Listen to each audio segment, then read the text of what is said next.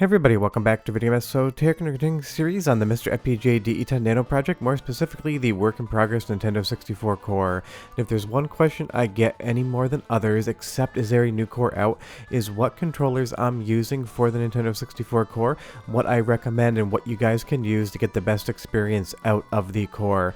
Because the Nintendo 64 controller is quite unique, it can be very hard to pivot over to any other control scheme. Because when it comes to Nintendo 64, pretty much every developer utilized that controller in unique ways, and because of the three-handle design of it with 6 face buttons, it can be very difficult to use another modern controller to get the same performance out of it. So we're going to go over all the different options I like to use today. And just be aware, while this video has an absolute metric crap ton of options, it is not all encompassing on third-party controllers, because I am not a rich man and I could not buy every single one of them for the video. As we take a look at the Nintendo 64 controller, one of the main reasons you can't just pick up an Xbox Series X or PlayStation 5 controller and pivot to the bindings correctly is because there are 6 face buttons on the controller. That is not really standard whatsoever. It was a very Nintendo unique thing. Throw the Z button on the back and you have a very unique setup. So the first thing we want to talk about is just how we can get an original Nintendo 64 controller working with MiSTer FPGA. And I am aware that Nintendo has the NSO Nintendo 64 controllers online. Sometimes they're in stock, sometimes they're not. We're not going to be showing it in this video here today. But the thing is, you can't just take your Series X controller and start to use it on your MiSTer with the Nintendo 64 Core without a lot of issues. And it really is down to the overall layout and button configuration. Sure, we have 2 analog sticks and maybe you could bind something weird to try to make it work. And of course we have shoulder buttons in both directions, but those 2 missing face buttons really make it so that using any sort of modern controller can be a real pain in the butt. So I don't recommend trying this unless you get really good at pivoting your brain. But if we want to use an original Nintendo 64 controller, the first option we're going to have is from MiSTer Addons.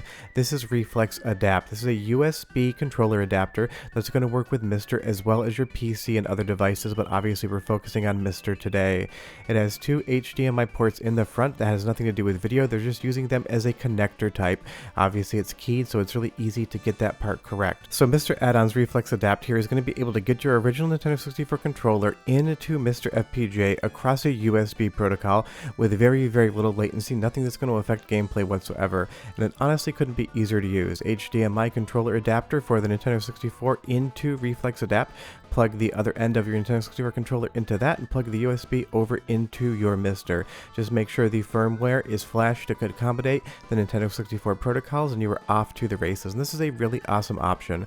Now MiSTer Addons isn't out with it yet, but he also has a 4-player Nintendo 64 SNAC 64 adapter in the works, and I will definitely show that in a video when it comes out. But the nice thing about Reflex Adapt is you can use it for the Nintendo 64 Core, but it has so many different controller adapters. This is something where you could get it for the core and then use it for pretty much every other controller and core under the sun. The cables are relatively affordable and you can adapt any controller port type over to MiSTer with Reflex Adapt, and of course we'll be going over SNACs later. These cables are equally as useful over there. So Reflex Adapt gives you the ability to get Nintendo 64 controls in as well as a ton of other things. But let's move over to another new option. This is Mr. Discord's very own boot sector. He sent these in for me to take a look at on camera, and these are 2.4 gigahertz wireless adapters for MiSTer. There is a master module, and then he's also producing different modules for different consoles. Obviously right here we have a 4-player Nintendo 64 module, and there are some amazing games on the Nintendo 64 that utilize those 4 controllers. Nintendo knew what they were doing when they shipped the console with those 4 ports in front, and you're definitely going to want to play some 4-player Nintendo 64 with your friends. Honestly, Mario Kart is probably the most popular 4-player game, but Mario Party is definitely one of those things that I bust out anytime we have friends over for dinner and a game night. Throw some beers in the mix, grab 4 Nintendo 64 controllers, and you're good to go. You do have to have 4 Nintendo 64 controllers to do this, of course, because it is using original controller ports, but honestly, if you're watching a video like this, you probably have more than 4 anyway, because this is specifically to the Nintendo 64, and if you don't have 4 controllers, you should probably start stocking up. Now, taking a look at the master module here, this is where all the action happens as far as plugging it in to your MiSTer FPGA. You'll see the board right here as a USB-C connector, and that's going to go to the other end of your MiSTer, and then there's going to be another board on here that's going to do basically everything wireless. This is a wireless protocol. I tested it, it connected, it paired, and it worked right out of the box with no issues whatsoever, and that's honestly the #1 thing I look for any wireless solution, is to make sure it's easy to connect. And as far as the soldering is concerned, seems like a perfect professional job, 10 out of 10 on that respect. So you'll see here, this is the 2.4 GHz wireless multiplayer joystick adapter. You have player 1, player 2, player 3, and player 4 all demarcated on the silk screen on the PCB, and he used a textured silk screen. I haven't seen that before, and I actually really love that boot sector. I don't know why, it just amuses me, so good choice on that. You even get this fun pirate bird logo down below. But honestly, this has been another awesome way to get original controllers into MiSTer FPGA. And if you do have 4 different cables running to your MiSTer for those 4-player events, it is nice to have something wireless as far as not having a sea of cords coming out of your MiSTer. It is super simple, plug and play, good to go. But I will say the shape of the Nintendo 64 controller port versus plugging it in has turned into the new USB-A for me. It just confuses me, and you'll see there is a barrel jack there for power as well as USB. So basically what you do is you plug in the master module into your MiSTer, and then you connect everything down the line. I will leave a link to Boot Sector's website down below if you want to pick these up, or if you want to read how they work, because it is a new unique way to get controls into MiSTer, and I had an absolute blast playing around and testing it. Just one last close-up shot here. You're going to see that they are relatively small devices. They come in these nice cases. As far as the production of these products is concerned, it is absolutely spectacular in my opinion. Now, of course, we have the original SNAX as well as SNAX, not SNAC. They are different slight protocols, and this gives us the ability to do the same thing that MiSTer Addons Reflex Adapt does, but over the SNAX USB port. Well, really, it's the user port, but I just generally use it for SNAX adapters, so that's what has become known to me.